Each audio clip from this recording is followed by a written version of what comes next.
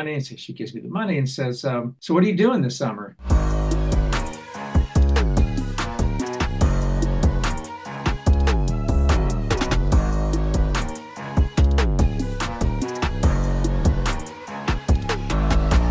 HFS comes along and kind of alters the universe. WHFS. The documentary Feast Your Ears, the story of WHFS 102.3 FM, chronicles the rise and cultural impact of one of the most eclectic and influential radio stations in American history. Jay Schlossberg, the executive producer for the documentary, briefly worked at the station when he was only 17 years old. He tells me that from its humble beginnings in the town of Bethesda in Maryland, WHFS became a sanctuary for music lovers and a launching pad for legendary artists and bands during the 1970s and the 1980s. He joins me to talk about it. Jay, thank you so much for joining us today here on the Voice of America. Such a pleasure to host you today. Talking about this documentary, I wanted to start off by asking you to share your own personal connection to WHFS 102.3 FM, if any connection, and how this influenced your approach to the film. Sure. Well, thanks for having me. I appreciate it. My connection goes back to me being a teenager in the DC area. WHFS 102.3 was in Bethesda, Maryland, which was a very sleepy suburb of Washington in that era. No high rises. And so it was my station of choice as a teenager. That's where all the new music was. This was not a top 40 station. So this station was playing music you would never hear on top 40 radio. And I was attracted to that. At 17 years old, actually, the summer of 72, I was actually used to deliver the Washington Post in the mornings, and where I lived in Rockville, Maryland. And back in that day, you used to knock on the door to collect your money. You didn't get a bill in the mail. And so one day I knocked on the door, and this woman named Susan said, "Hey, come on in, let me get your money." And so she gives me the money and says, so what are you doing this summer? I said, I don't know. I don't know what I'm doing. She said, well, I mean for work. And I said, well, I think I have a job already, 7 days a week. She said, no, I know that, but just come down to Bethesda. You might like this place. You come check it out. So I didn't know where I was going. So I went down to the Triangle Towers on Cordell Avenue and went up to the second floor in the glass elevator. Hold on a second. And I walked into the main lobby and looked around and went, oh, it's a radio station. And there was a glass partition to my left, and I could see the side of a DJ at a control board, but he wasn't talking. So we went through the door, and there was into like sort of a bigger area where there were a number of different doors, the library and offices.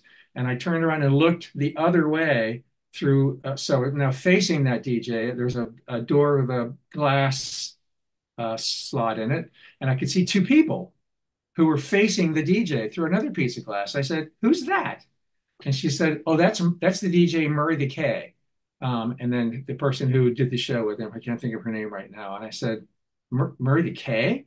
She said, "Do you know who he is?" I said, "Well, yes, I grew up in New Jersey. He was a big AM DJ and latched on to the Beatles when they came for their first tour in 1964 and rode on the train with them and got connected." So I'm like, "I'll pay you if I can work here."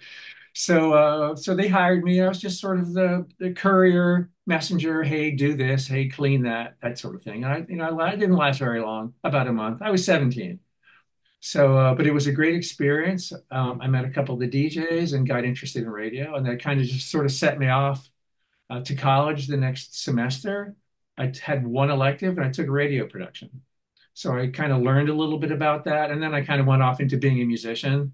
And kind of left that. But it's just sort of the beginning of that cycle that brought me to this point because it was so important to me in so many ways. We can get into later, but it boils down to the music, sense of community, the tie-ins to all the places where we want to buy records or a stereo or a waterbed. This is the 70s. Or where to get blue jeans or the local health food store. Where did they advertise? HFS. Right. So it was kind of, and also were the nightclubs of that era. The Bayou, Cellar Door, and the Psychedelia, and they're all gone now. But everybody was advertising there. So it was, in a way, linking the community through that. And HFS had a vegetarian cookbook in 1975. Wow, They had a that's ride board. yeah, It's, yeah, very ahead of the curve. that was But they very had a ride progressive on this. board, Yeah. a housing board, a jobs board. And so they really tied into they were the center of the whole community, really, not just Bethesda, but the general DC area, Montgomery County, PG County, DC, Northern Virginia, Mm. whoever could get them. And Okay. it was a commercial station. It wasn't, not a nonprofit or a PBS or NPR type of station or Right. Pacifica station. So let's talk a little bit about its impact and legacy. Obviously, it had a great impact on your life, you having worked there for a very short period of time as a teenager. But for the community, I'm quite sure, like you were telling me earlier, about when you were showing this movie, the kind of reception it had. The station itself, as I was reading, was known for its eclectic music selection, and it had a very important role in shaping the local and national music scenes. In your opinion, what what made WHFS so unique and influential during its time on air? Well, you really nailed it twice. One is they supported local music big time. So if local musicians had a tape, not even necessarily an album, and the music was good, they'd play it because the music was good. And they wanted to support the local musicians. Some of those musicians turned out to be Emmylou Harris, who went on to greater fame, the Nighthawks, who've had their own fame, Nils Lofgren, who had a band here called Grin, but went on to record with Neil Young, and eventually he's in Bruce Springsteen's E Street Band. So a lot of these musicians went on to achieve, national or international fame. Um, so that's one big thing, and supporting local music. The other thing was that they didn't play top 40. They only played music that they were playing breaking new artists. They were playing music by artists who were really unknown at the time. Bonnie Raitt, Little Feat, NRBQ, Taj Mahal, Jackson Brown. There's a whole David Brownberg. There's a long laundry list of musicians who weren't famous yet. Um, for big fame, I believe they played the first five Jimmy Buffett albums before he even had a hit. Wow. Once he had a hit, they weren't playing the hits. But same thing with even Billy Joel, an album or two. They were playing this stuff because it was new and different and it was good.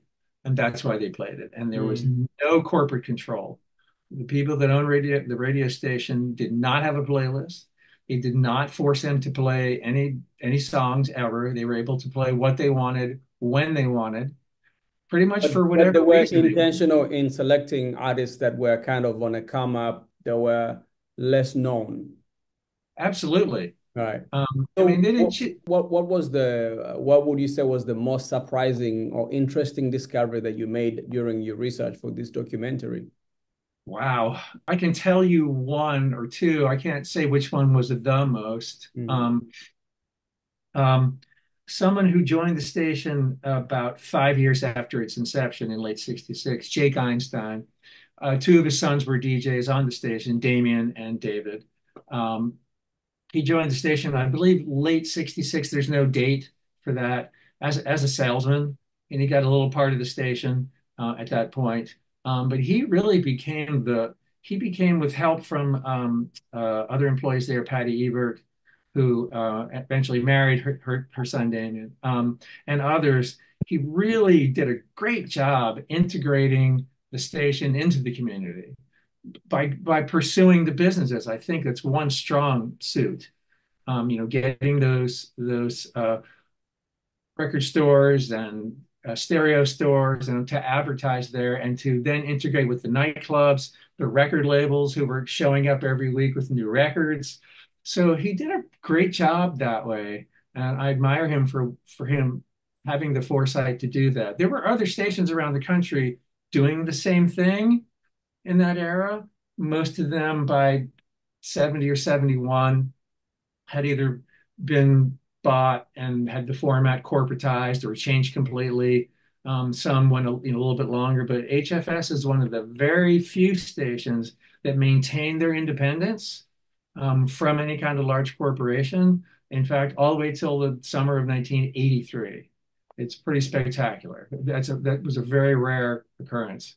So what happened to the radio station if it was popular? It has this type of popularity. Why did it close? And are there any kind of remnants of the radio station somewhere where, maybe a building where it used to operate, so things of that nature? Sure. It was hard to get to the truth of why the final owners sold it. HFS sold a few times. The original owners went on the air November 12th, 1961. Bill Tynan and Bob Carpenter built it from the ground up. They sold it a couple of years later, and then somebody else sold it again. And then the final owners who purchased it in 66, um, one of those guys was the second employee ever of HFS, actually, and his father had been part owner of one of the versions before the final version. So they were majority owners of Bernie Margolius and his son Phil, um, Marvin Rosenblum, who was Alvin Jeweler's uncle, and Alvin was also a part owner, and there was another owner too, who eventually became an attorney for one of the Watergate, Jed Magruder.